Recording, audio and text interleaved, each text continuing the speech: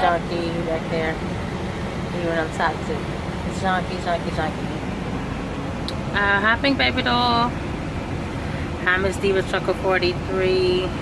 Hi, LaShawn. Hi, Mr. Sinister. Hi, Mr. TRB. How y'all doing? I'm sorry, I'm just not showing my face. I'm making this video to talk about what it feels like to work for Swift, what it feels like to work for Swift underneath the lease owner operator program. I've been hearing and reading and watching a lot of videos about it. Nobody really goes to depth about it and actually shows you the numbers, so I'm going to give you in depth and actually show you some real figures of a good week and a bad week, especially with coming back right now. I just came back from home time, so without further ado, I'm going to get to it and I'm going to come back with the rest of my commentary.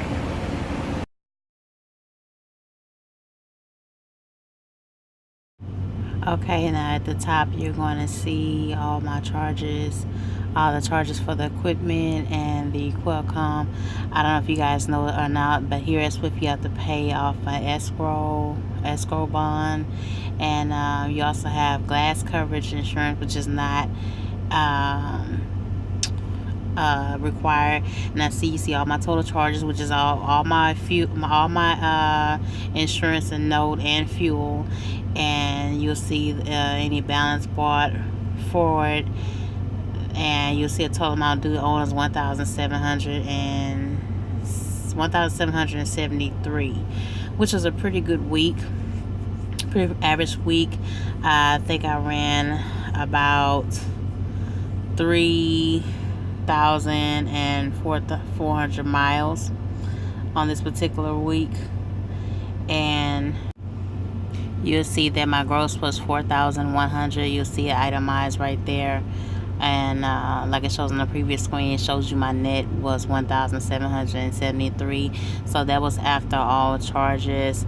As you see, you just keep scrolling down there. The Qualcomm, I see, you see that's $20 a week. You see the escrow bond is $50 a week.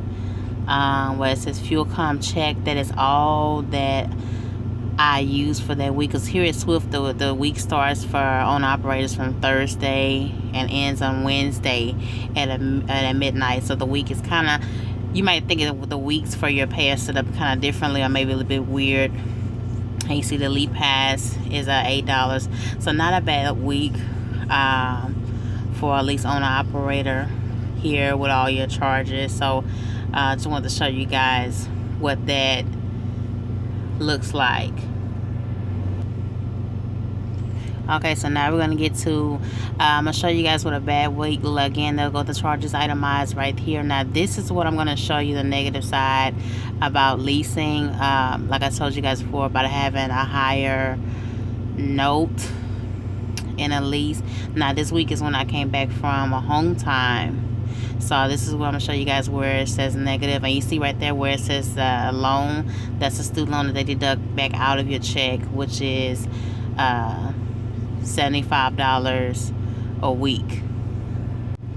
Because like I told you, I went through their whole school process, and see the previous balance that I had before from when I went home on my home time. So you'll see there where it says the previous settlement right there, and you'll see the RO at the bottom just shows what you use per each run. Because here at Swift, they break down the fuel for what you use per each run. They don't wait and take it out at the end of the settlement like many other carriers do. And as you can see right there, you'll see my charges is $1,823. So, you know, the negative $823. Just come back from home time.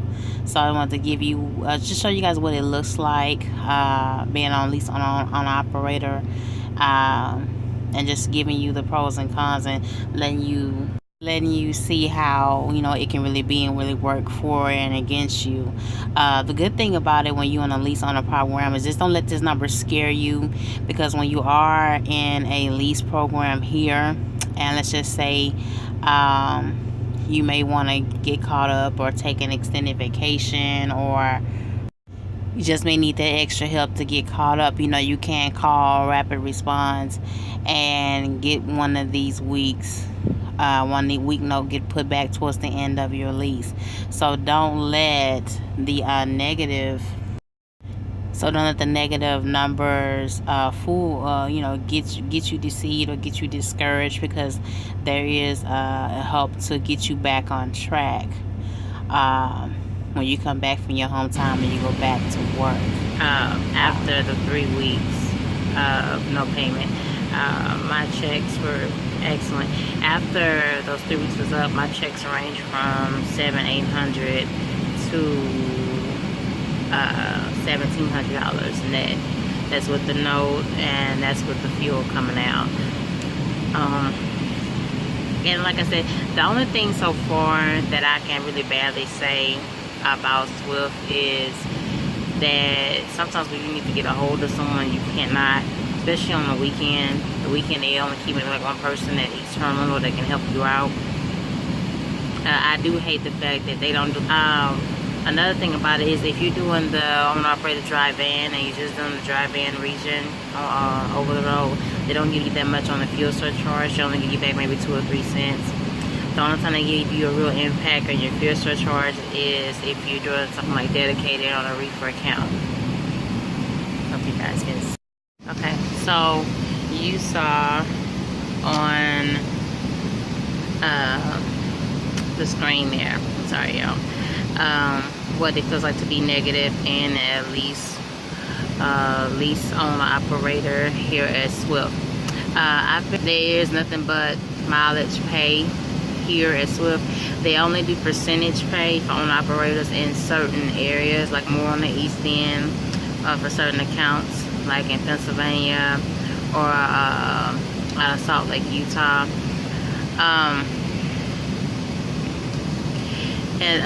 I just wanted to show you guys about it. If you're going to lease, I say it's no problem with that. I say go ahead, go for it. If you're going to lease, just don't do it for no more than 12 months. Like I said, I think that anything more than a 12-month lease is more like highway robbery, because you're not increasing your credit score. You're not buying the truck, so it's not a good best point for you. But if you are a company driver and you just want to take that chance and get the experience or get the increase in pay, I say go for it.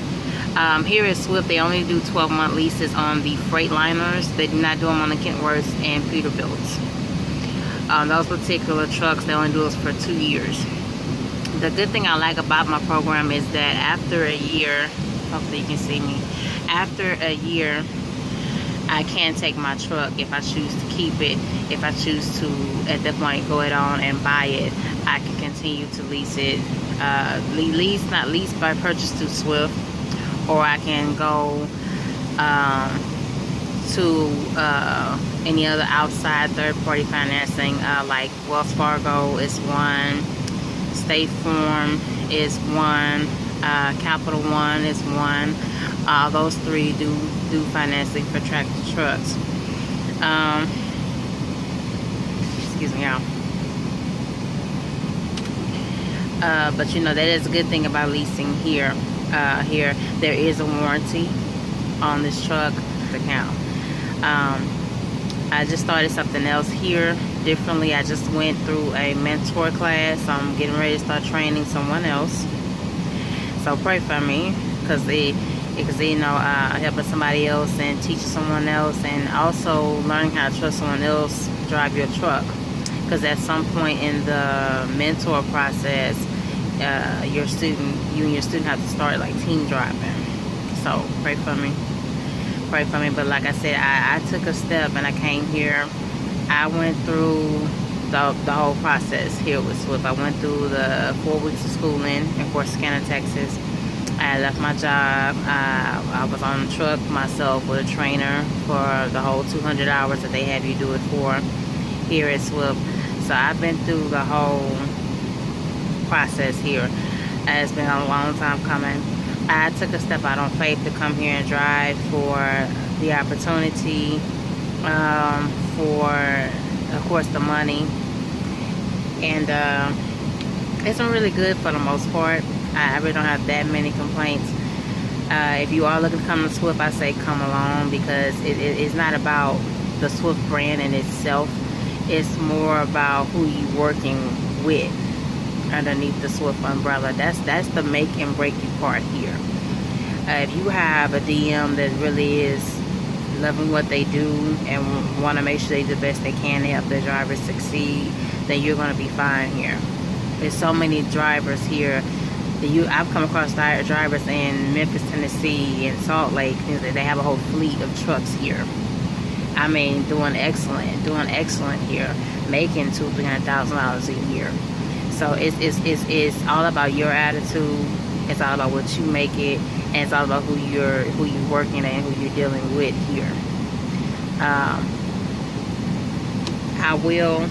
Excuse me, y'all.